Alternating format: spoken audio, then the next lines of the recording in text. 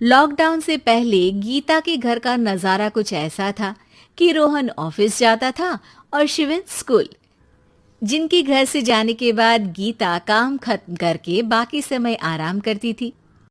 लेकिन लॉकडाउन के बाद ऑफिस और स्कूल घर में ही खुल गए और इससे गीता का हाल वो तो आपको देखने में ही मजा आएगा। शिविन, ओ शिविन, महाराज उठने के लिए क्या 21 तोपों की सलामी लेंगे? अरे बिस्तर से बाहर निकल, ऑनलाइन क्लास स्टार्ट होने वाली है। अरे तुम भी हद करती हो, स्पीकर की तरह चिल्लाने की क्या जरूरत है? दिख नहीं रहा मेरी कॉन्फ्रेंस चल रही है। अब कैमरा और स्पीकर ऑन कर रहा हूं, मुझे कोई शोर नहीं चाहिए। इस पर जैसे ही रोहन लैपटॉप का कैमरा और स्पीकर ऑन करता है तभी कुकर की सीटी बजती है। करा लो अब इसे चुप। लॉकडाउन नहीं हुआ, मेरी मौत का फरमान जारी हो गया। दोनों बाप बेटे ने नाक में दम किया हुआ है। ऐसा बोलकर गीता वहां से शिविन के कमरे में पहुंच जाती है, जहां शिविन अभी भी सो रहा होता है। ओ आलसी, अब अगर 5 मिनट में नहीं उठाना तो आज तेरा गेम और यूट्यूब कैंसिल। माँ की बात सुनकर शिविन बिना 1 मिनट गंवाए उठ खड़ा होता है। उठ गया, अभी नहाकर भी आता हूँ। ये नाटक कहीं और, मुंह पर गीला कपड़ा मार और पढ़ने बैठ।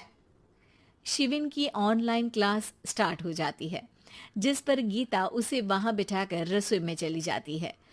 थोड़ी देर में उसे कमरे से कुछ आवाज सुनाई देती है, जिसे सुनकर वो कमरे में वापस आती है।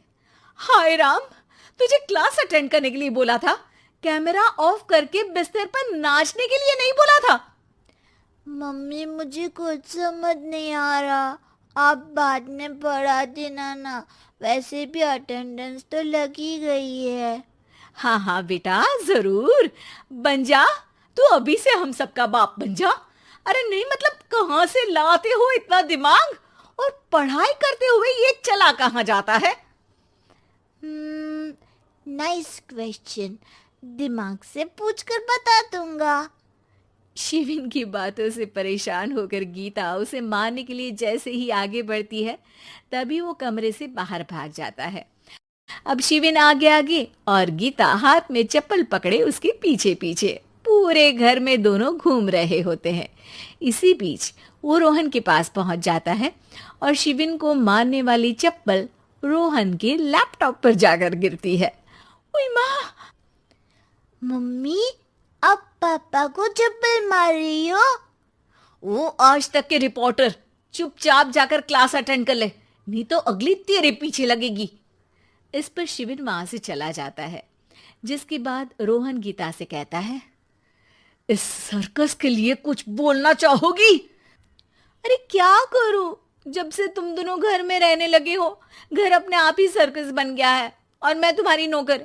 कभी बेटी को संभालो तो कभी बाप के नखरे उठाओ। इन्हीं सब उथल पुथल में दिन बीतते रहते हैं, जिसमें हर रोज घर के अंदर कुछ नया सियप्पा खड़ा मिलता है, जो ज्यादातर शिविन और रोहन की ऑनलाइन स्कूल और ऑफिस से रिलेटेड ही होता है। एक सुबह, शिविन चल उठ, आज की क्लास जल्दी है। कैमरा ऑफ करके आप अटेंड कर लो। अरे ऐसे छित्तर पड़ेंगे दादी नानी सब एक साथ याद आ जाएंगी। गीता की लाख मशक्कतों के बाद क्लास तो खत्म हो जाती है, लेकिन उसके बाद शिविन फोन इस्तेमाल करते हुए इंस्टाग्राम रील बनाने लगता है। रसोड़े में कौन था? तुम थी, मैं थी, कौन था? कौन था?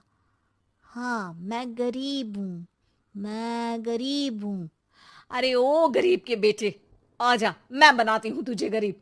मैं बताती हूँ रसोड़े में कौन था। पढ़ाई करने बोलो तो इनकी माँ मर जाती है और ये पागलपंतियां जितनी मर्जी करा लो। गीता शिविन को डांट रही होती है, तभी रोहन बीच में बोल पड़ता है, अरे बच्चा ही तो है, इतना गुस्सा क्यों कर रही हो? बेटे का साथ देने की इसी एक कोशिश में अब शिविन के साथ साथ रोहन भी गीता के गुस्से की सूली पर चढ़ जाता है। अगर बेटे पर इतना ही प्यार आ रहा है तो इसे क्लास अटेंड क्यों नहीं कराते, इसका होमवर्क क्यों नहीं कराते? उस समय तो बहुत जल्दी मीटिंग आ जाती है, वो काम मैं करूं और यहाँ इस बेफिजूल की चीज में तरफदारी करके बन जाओ महान। हे भगवान, कोई तो इनके ऑफिस और स्कूल खुलवाओ, मैं इन्हें और घर में नहीं सह सकती। अरे कुछ और मांग लेती, क्योंकि तुम्हारी ये विश इस साल तो पूरी होने से रही, कोरोना। हाय, नास पिटे ने जिंदगी ही बर्बाद कर दी। खाए कोई पचाए कोई, कल मुझे चुन चुन कर सबको मेरी बद्दुआ लगेगी। उन्होंने दुनिया का और इन बाप बेटे दोनों ने मेरा जीना मुश्किल कर दिया। गीता वहां से चली जाती है, जिसके बाद रोहन शिविन से कहता है, अरे तुम्हारी मम्मी इतनी भड़की हुई क्यों है?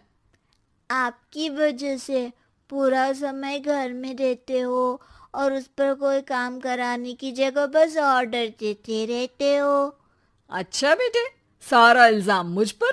पूरा दिन तो वो तुम पर ही चिल्लाती है। हाँ, मतलब दोनों का 50-50 है, कुछ करना पड़ेगा। वो कहते ना, make the best out of worst. I have an idea.